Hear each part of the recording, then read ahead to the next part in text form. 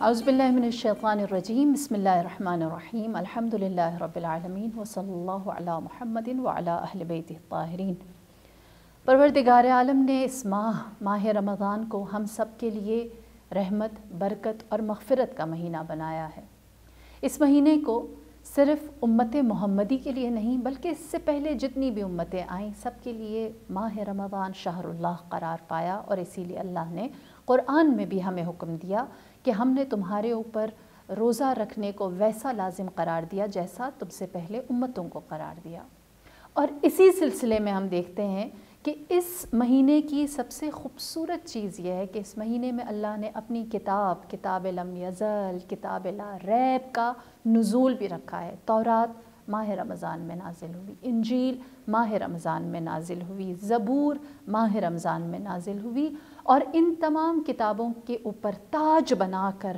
تا قیام قیامت جس کی حفاظت کا وعدہ اللہ نے دیا، اس قرآن کو بھی اللہ نے ماہ رمضان میں نازل کیا۔ ہم اس مہینے کے روز و شب کی عظمت اور فضیلت کو بیان نہیں کر سکتے۔ کیونکہ جس مہینے کی ایک رات کے بارے میں اللہ نے کہا ہے خیر من الف شہر، وہ ہزارہ مہینوں سے بہتر ہے، تو کیسے ہو سکتا ہے کہ جس مہینے کی ایک رات ہزارہ مہینوں سے بہتر ہو، اس پورے مہینے کو کوئی ڈیفائن کر سکے؟ اور بالخصوص اگر اس مہینے کے اندر قرآن جیسی کتاب، ایسی کتاب کہ جس کے بارے میں خدا ارشاد فرماتا ہے کہ لو انزلنا هذا القرآن على جبل لرأيته خاشعا متصدعا من خشیت اللہ، یہ ایسی کتاب عظیم ہے کہ اگر اس کو ہم کسی پہاڑ پر نازل کرتے تو وہ پہاڑ اس کا متحمل نہ ہو سکتا، اور پہاڑ ریزہ ریزہ ٹکڑے ٹکڑے ہو کر بکھر جاتا۔ پہاڑ کی کیا توان جو ماہ رمضان میں ہے۔ اس مہینے کی وسعت اتنی زیادہ ہے جتنی وسعت اللہ نے کتاب اللہ کو دے رکھی ہے، اور یہی وجہ ہے کہ اللہ نے گرچہ اپنے نبیوں پر 313 صحیفے آسمان کے اتارے، لیکن ان 313 صحیفوں میں 4 کو خاص کیا، اور ان 4 کتابوں میں کتاب لم یزل قرآن کو خاص کیا، جس کے بارے میں پروردگار عالم خود فرماتا ہے ذالک الکتاب لا ریب فیہ، اس میں کسی طرح کی ریب، شک، شبہے کی گنجائش نہیں۔ اور پھر اسی کتاب کے بارے میں فرمایا انہ لقول الفصل وما ہوا بالہزل، یہ اللہ کا اٹل کلام ہے، اس میں کوئی شک و شبہے کی گنجائش نہیں۔ لا رطب ولا یابس الا فی کتاب مبین، کوئی خشکی و تری ایسی نہیں ہے جو اس کتاب میں بیان نہ کی گئی ہو۔ ہدن ورحمہ وبشریٰ للمؤمنین، یہ صاحبان ایمان کے لیے ہدایت بھی ہے،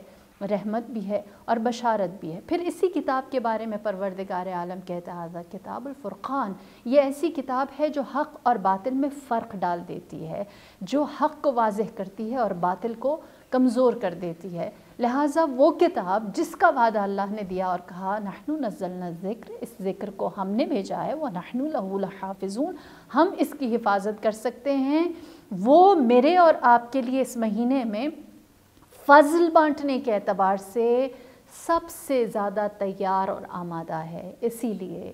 ماہ رمضان میں قرآن کی تلاوت کئی گناہ زیادہ ہو جاتی ہے، اس کا ہر حرف جو ہے وہ باعث نجات بن جاتا ہے۔ اس کتاب کی تلاوت ہے جو ایک گمراہ کو ہدایت دیتی ہے۔ کس طرح؟ تاریخ گواہ ہے، رسول اللہ کی ذات مکے میں ایک کمزور شخص کی تھی، جو اس زمانے کے معیارات تھے اسے تو رسول اللہ صلی اللہ علیہ وآلہ وسلم پورا نہیں کرتے تھے۔ اس زمانے میں جو چیزیں تھیں، جو معیارات تھے، وہ ساری مٹیریلسٹک، دنیاوی اور نفسانی تھیں۔ آپ یتیم تھے، دولت آپ کے پاس نہ تھی، آپ جنگجو نہ تھے، آپ لوگوں کا خون پینے والے نہ تھے، اور باقی زمانہ سارا ایسا تھا۔ لہٰذا اس اکیلے نہتے وجود نے کس طرح سے لوگوں کے اوپر 23 سال کی عرصے میں، 23 سال کی مدت میں آپ نے مکے کو فتح کیا، بغیر اسلحے کے، بغیر جنگ کے۔ کرتے کیا تھے میرے نبی؟ اکیلے خانہ کعبہ کے گوشے میں بیٹھ جاتے اور قرآن کھولتے اور اس کی تلاوت کرتے۔ جو لوگ خانہ کعبہ کا طواف کرنے کے لیے آتے، جب وہ رسول اللہ کے اس کلام کو سنتے تو وہ اس میں محو ہو جاتے۔ یہاں تک کہ کہتے ہیں کہ ایک بڑا ہی مشہور شاعر تھا جو مکے میں آیا، مکے میں زیارت کی نیت سے، تو اس کو باب مکہ پر روئی دی گئی اور کہا اسے اپنے کانوں میں ڈال دو۔ پوچھا کیوں؟ تو کہا کہ ایک نوجوان ہے جو نعوذ باللہ ساحر ہے، سحر کرتا ہے، اور اس کے سحر میں کہیں تم بھی مبتلا نہ ہو جاؤ، اس لیے تم اپنے کانوں میں یہ ڈالو۔ یہ بہت بڑا شاعر تھا، اس نے پوچھا اس کا سحر کیا ہے، اس کا نعوذ باللہ جادو کیا ہے؟ تو بتایا گیا کہ وہ ایک ایسا کلام سناتا ہے کہ جس کو سن کر ہر کوئی منقلب ہو جاتا ہے۔ شاعر نے کہا کہ مجھ سے بھی اچھا کلام، میں سب سے اچھے شعر کہتا ہوں، اس کا شعر کیسے میرے شعر سے بہتر ہو سکتا ہے؟ خیر اسے سمجھایا بجھایا گیا، کانوں میں اس نے روئی ڈالی، طواف کرنے لگا، دیکھا گوشے میں نبی خدا صلی اللہ علیہ وآلہ وسلم بیٹھے ہیں۔ اس نے سوچا کہ میں سنوں تو یہ کہتے کیا ہیں، ان کے کلام میں کیا خاص بات ہے؟ لہٰذا اس نے رسول اللہ کی جانب رخ کیا اور جا کر کہنے لگا مجھے سناؤ اپنا کلام۔ آپ نے سورہ رحمان کی تلاوت کی۔ اس نے جب سورہ رحمان سنی تو کہا ایک دفعہ پھر سناؤ، یہاں تک کہ 7 دفعہ اس نے رسول اللہ سے کہا آپ مجھے قرآن سنائیں، سورہ رحمان سنائیں، اور 7 دفعہ نبی خدا نے سورہ رحمان سنائی۔ جب اس نے سورہ رحمان سنی، ان آیات کو درک کیا، ان میں غوطہ زن ہوا، تو اس نے نبی سے ایک سوال کیا، کہا کہ اے محمد مجھے آپ بتائیں گے جس رحمان کا آپ تذکرہ کرتے ہیں اس کا عبد، اس کا بندہ کیسے بنا جاتا ہے؟ لہٰذا وہ نہتا اکیلا تنہا فرد جو معاشرتی یا سماجی معیارات کے برخلاف تھا، آپ نے اس پورے شہر کو فتح کیا ایک قرآن کی طاقت سے، ایک کلام کی طاقت سے۔ اسی لیے جناب امام محمد باقر علیہ السلام فرماتے ہیں کہ یہ قرآن ایسی کتاب ہے، ایسا ذکر ہے کہ جس کو پڑھ کر تم پہاڑ کو بھی اپنی جگہ سے ہلا سکتے ہو۔ بس ہمارے لیے سب سے بڑی طاقت ان ایام کی، سب سے بڑی بلیسنگ ان ایام کی یہ ہے کہ ہمارے درمیان اللہ نے ماہ رمضان میں قرآن پڑھنے، خداوند کریم ہمیں ان لوگوں میں شمار کرے کہ جو قرآن کے قارئین ہیں، اس کی تلاوت کرنے والے ہیں۔ کیونکہ اس سے بہتر شافع، اس سے بہتر شفاعت کرنے والا کوئی نہیں ہو سکتا۔ ہم ہر جو عمل کرتے ہیں اس کا صلہ حاصل کرنے کے لیے اپنے اس عمل کو آخرت میں بھیجتے ہیں۔ روایت ہے کہ جب قیامت کا دن ہوگا اور تمام خلائق مخلوقات محشر میں صف بستہ کھڑی ہوئی ہوں گی، ان میں ایک نوجوان داخل ہوگا۔ وہ نوجوان سب سے خوبصورت، سب سے خوشبودار، سب سے نورانی اور سب سے زیادہ انمول ہوگا۔ یہاں تک کہ وہ نوجوان شہداء کی صفوں میں گزرے گا تو سارے شہید سمجھیں گے کہ یہ سید الشہداء یعنی شہیدوں کا سردار ہے، لیکن وہ ان صفوں سے گزر جائے گا۔ پھر اس کے بعد وہ انبیاء کی صفوں سے گزریں گے تو سب سمجھیں گے کہ یہ سید الانبیاء ہے، شاید نبیوں میں سب سے افضل نبی ہے، لیکن وہ نوجوان ان صفوں میں سے بھی گزر جائے گا۔ پھر وہ مرسلین کی صفوں سے گزریں گے، وہ قارئین کی صفوں سے گزریں گے، وہ علماء کی صفوں سے گزریں گے، اور ہر کوئی انہیں اپنے سے افضل تر پائے گا، یہاں تک کہ محشر کی ہر صف کو چیرتے ہوئے جب یہ نوجوان اونچے مقام پر آئیں گے تو انبیاء، مرسلین، صدیقین، شہداء، صالحین، قارئین، علماء سب سوال کریں گے اور کہیں گے کہ یہ کون ہے نورانی، منور چہرے والا، خوشبودار، حسین نوجوان جو ہم سب سے افضل ہے؟ تو جواب آئے گا یہ اللہ کی کتاب قرآن ہے، جو تم سب کے اوپر حجت بنائی گئی تھی، جو تم سب کے لیے اللہ کی جانب سے امانت تھی۔ پھر اس وقت خدا قرآن سے کہے گا اے قرآن، دنیا میں کچھ لوگوں نے تجھے ترک کیا اور کچھ لوگوں نے تجھے اپنا لیا، جنہوں نے تجھے اپنایا میری رحمت ان کے شامل حال، اور جنہوں نے آپ کو ترک کر دیا ان کے لیے جو کہیں گے اس کی سزا ہم دیں گے۔ لہٰذا اس وقت قرآن شاکی شکایت کرے گا اللہ سے ان لوگوں کے بارے میں جنہوں نے قرآن کو ترک کر دیا۔ پھر اس کے بعد خدا حکم دے گا اور کہے گا کہ جن لوگوں نے آپ کی تلاوت کی، جو حاملین قرآن تھے، جو قارئین قرآن تھے، جو قرآن سے متمسک رہنے والے تھے، تو اس وقت قرآن کہے گا اے پروردگار ان کو عطا کر، ان کو نواز، جتنا نواز سکتا ہے۔ تو اللہ ان حاملین قرآن، ان قارئین قرآن سے کہے گا کہ تم لوگ جس طرح دنیا میں قرآن کی تلاوت کرتے تھے، اس طرح محشر میں بھی قرآن کی تلاوت کرو۔ لہٰذا وہ قرآن کی تلاوت کرتے چلے جائیں گے، اور ہر آیت کے بدلے اللہ ان کے درجات کو بلند اور بلند اور بلند، یہاں تک کہ قرآن کی 6000 سمتنگ آیات ہیں تو ان کے درجات بھی آیات کے مطابق اور بلند ہوتے جائیں گے، اور وہ اعلیٰ علیین تک سب سے اونچے مقام تک پہنچیں گے، اور جب وہ سب سے اونچے مقام کو حاصل کر لیں گے قرآن کی تلاوت کے ذریعے سے، تو اس وقت اللہ قرآن سے پوچھے گا اور کہے گا ہم نے جو ان کو یہ جزا دی ہے کہ آپ اس سے راضی ہیں؟ تو قرآن کہے گا اے پروردگار تیری رحمت اس سے زیادہ ہے، تو انہیں اس سے بھی زیادہ عطا کر سکتا ہے، لہٰذا اللہ کہے گا کہ ان کے لیے ناقہ بہشتی، بہشت کا، جنت کی سواری لائی جائے، ان کے لیے جنت کی سواری لائی جائے گی، ان کو حلۂ بہشتی پہنایا جائے گا، جنت کا لباس پہنایا جائے گا، تاج کرامت ان کے سر پر رکھا جائے گا، اور اس کے بعد خدا سوال کرے گا قرآن سے اور کہے گا کہ کیا اب آپ راضی ہیں؟ تو قرآن کہے گا اے پروردگار تیری رحمت اس سے زیادہ ہے کہ تو انہیں اعلیٰ علیین میں اپنی سواری پر، اپنے لباس میں سوار کرنے سے زیادہ عطا کر، لہٰذا اللہ کی جانب سے حکم آئے گا میں نے ان قارئین قرآن کو، حاملین قرآن کو وہ زندگی دی جس کے بعد کبھی موت نہیں، ایسی جوانی دی جس میں کبھی بڑھاپا نہیں، ایسا غنی کر دیا کہ یہ کبھی بھی فقیر نہ ہوں گے، اور انہیں ایسا اختیار دیا کہ یہ کبھی کسی کے محتاج نہ ہوں گے۔ پھر اللہ سوال کرے گا قرآن سے اور کہے گا کیا اب آپ راضی ہیں؟ تو اس وقت قرآن جواب دے گا اور کہے گا کہ بے شک پروردگار تیری اس عطا پر میں راضی اور خوشنود ہوں۔ اور اس وقت عالم محشر دیکھے گا کہ قرآن ایسی شفاعت کرنے والی کتاب، نہج البلاغہ میں بھی تو امیر المؤمنین فرماتے ہیں ان القرآن شافع المشفع، قرآن ایسی شفاعت کرنے والی کتاب ہے کہ جس کی شفاعت قبول شدہ ہے، اور محشر میں دیکھے گی خلائق، دیکھے گی مخلوق کہ کس طرح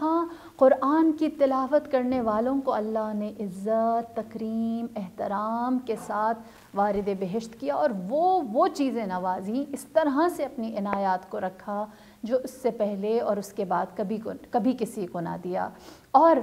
ان تمام تر فضائل کو، ان تمام تر عظمتوں کو پانے کے لیے جو سب سے پیارا دورانیہ ہے وہ یہی ماہ رمضان کا ہے، وہ یہی دن ہے جو میں اور آپ گزار رہے ہیں۔ شکر ہے اس خدا کا کہ جس نے ہمیں جاگتی ہوئی آنکھوں کے ساتھ، دھڑکتے ہوئے دل کے ساتھ اور سمجھنے والی عقل کے ساتھ یہ موقع دیا کہ یہ حجت بالغہ ہم تک پہنچ سکے، ہم اس کو درک کر سکیں۔ ایسا نہیں ہے کہ ہماری زبانیں اس کی قراءت سے قاصر ہیں اور ہم یہ سوچ رہے ہیں کہ کاش ہمارے پاس وقت ہوتا یا کاش ہمارے پاس زبان ہوتی ہم اس کی تلاوت کر سکتے۔ کیونکہ جو شخص اس کتاب کی تلاوت اس دنیا میں کرتا ہے اس کے لیے آخرت میں یہ کتاب زاد راہ ہے، اور جس نے اس کتاب کو اس دنیا میں ترک کر دیا اس کے لیے آخرت میں زاد راہ نہیں ہو سکتی۔ ایک بات پہلے بیان کرتی چلوں کہ ہم قرآن کو ایصال ثواب کے لیے استعمال کرتے ہیں نا، کہ اگر کسی کو ثواب پہنچانا ہے تو قرآن کی تلاوت کی جائے، جو بہت اچھا عمل ہے، لیکن قرآن اس کے لیے ایصال ثواب ہو سکتا ہے جو قرآن کے اوپر عمل کرنے والا ہو۔ جس طرح کہتے ہیں کہ ایک بادشاہ تھا جو ظالم تھا اور اس دنیا سے چلا گیا، تو اس کے ایصال ثواب کے لیے اس کے اپنے بیٹے نے، جو بعد میں بادشاہ بنا، اس نے کچھ قاریوں کو بلایا اور کہا کہ آپ ان کی قبر پر بیٹھیں اور ان کے لیے قرآن کی تلاوت کرتے رہیں۔ کچھ دن کے بعد جب وہ اپنے باپ کی، مرحوم بادشاہ کی قبر پر گیا تو اس نے دیکھا کہ ایک بھی قاری وہاں موجود نہیں ہے۔ بلوایا، قاریوں سے پوچھا کیا وجہ ہے، تو انہوں نے جواب دیا، کہا کہ ہم قرآن کی تلاوت بادشاہ کی قبر پر کر رہے تھے، لیکن ہم نے دیکھا کہ جب ہم لوگ قرآن میں امر بالمعروف اور نہی عن المنکر کی آیات آئیں تو قبر کے اندر سے ایک ہیبت ناک، ایک خوفناک چیز نکل کر باہر آئی اور اس نے ہمارا گریبان پکڑ لیا اور کہا کہ اس قرآن کی تلاوت کو یہیں ختم کر دیا جائے۔ ہم نے پوچھا کیوں؟ تو اس نے جواب دیا اور کہا کہ یہ شخص جو قبر میں ہے اس نے کبھی قرآن کی آیات پر عمل نہیں کیا، اور جتنا وقت اس کو حیات کا اور حکمرانی کا ملا یہ قرآن کے برخلاف جاتا رہا۔ اب جب تم قرآن کی آیات پڑھتے ہو، اقیموا الصلاۃ کہتے ہو، تو اس کو نماز پڑھنے اور زندہ رکھنے یا قائم کرنے والوں کا ثواب نہیں ملتا، بلکہ نماز قائم کرنے کے بارے میں سوال کیا جاتا ہے اور یہ جواب نہیں دے پاتا، لہٰذا اس کے عذاب میں اضافہ ہو رہا ہے۔ لازمی ہے کہ ہم قاری قرآن کے ساتھ حامل قرآن بھی بنے، اس پر عمل کرنے والے بھی بنے۔ اسی لیے امام جعفر صادق علیہ السلام نے فرمایا کہ مومن کی نشانیوں میں سے ایک نشانی یہ ہے کہ وہ ہر روز قرآن کی 50 آیات تلاوت کرتا ہے، اور وہ 50 آیات اس کے وجود کے اندر اتر جاتی ہیں۔ اسی لیے امام زین العابدین علیہ الصلاۃ والسلام فرماتے ہیں اگر پوری دنیا میں ہر چیز ختم ہو جائے، میرے پاس صرف قرآن رہ جائے تو میں دنیا کی کسی چیز سے وحشت نہ کروں، میں خود کو تنہا محسوس نہ کروں، میرے لیے قرآن سے بہتر اور کوئی چیز نہیں ہو سکتی۔ میرے مولا امیر المؤمنین فرماتے فتجلی اللہ فی کلامہ، اللہ نے اپنا جلوہ اپنے کلام کے اندر دکھایا ہے۔ جب میرا دل چاہتا ہے کہ میں اللہ سے بات کروں تو میں نماز پڑھتا ہوں، اور جب میرا جی چاہتا ہے کہ اللہ کا جواب سنوں تو میں قرآن کی تلاوت کرتا ہوں۔ اور اسی لیے یہ قرآن اور اس کی تابندگی ماہ رمضان ہے، اور ماہ رمضان میں کبھی بھی ہم اپنی بھوک اور پیاس کو جب محسوس کرتے ہیں تو اپنی فکروں کو، اپنی سوچ کو کربلا سے جدا نہیں کر سکتے۔ ہاں، میرے مولا نے جو پیاس کی شدت کاٹی ہے، اس کے ساتھ بھی آپ نے اپنے لیے جو اسلحہ، جو اپنے لیے تکیہ گاہ بنایا وہ کتاب الہی ہے۔ روایت مشہور ہے کہ سید الشہداء جب میدان جنگ میں اترے تو قرآن کی تلاوت تھی، جب آپ خیمہ گاہ میں آئے تو قرآن کی تلاوت تھی۔ آپ نے ایک رات فرصت طلب کی اور آپ نے وہ رات ناطق قرآن نے قرآن صامت کے ساتھ گزاری۔ صرف اتنا نہیں، میری جان قربان اس ہستی پر کہ جنہوں نے نو کے نیزہ کے اوپر قرآن کی تلاوت کی اور ثابت کیا کہ یہ قرآن، یہ کتاب ہمارے ہمراہ ساتھ ساتھ شانہ بشانہ ہر جگہ، ہر مقام، ہر محل پر موجود ہے۔ بس کوئی بھی ہدایت کا زاویہ کیوں نہ ہو، ہمارے لیے جہاں قرآن ناطق حجت ہیں وہاں قرآن صامت بہترین حجت ہیں۔ شکر ہے پروردگار کا کہ اس نے ہمیں یہ زندگی بخشی کہ ہم ماہ رمضان کی شب و روز کو اس قرآن کی تلاوت سے مزین کریں اور اپنے آپ کو ان حاملین میں سے قرار دیں جو روز جزا اللہ کے حضور اس قرآن کی شکایت سے دور رہیں۔ السلام علیکم ورحمۃ اللہ وبرکاتہ۔